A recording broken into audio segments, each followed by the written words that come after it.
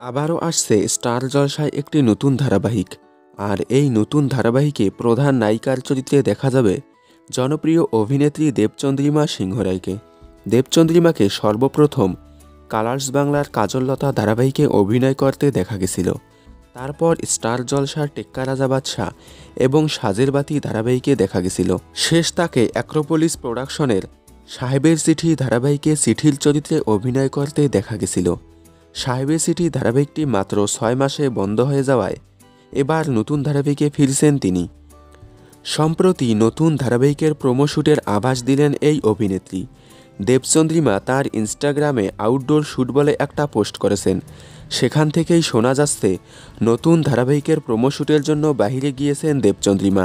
তবে তার বিপরীতে কোন অভিনেতাকে দেখা যাবে তা এখনও জানা যায়নি।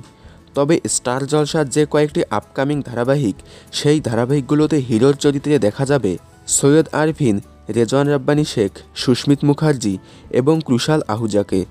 এদের 4 জনের মধ্যে যে কোনো একজনকে দেখা যাবে দেবচন্দ্রিমার বিপরীতে। তাহলে আপনারা দেবচন্দ্রিমার বিপরীতে কাকে অভিনয় করতে দেখতে চান কমেন্টে জানাবেন।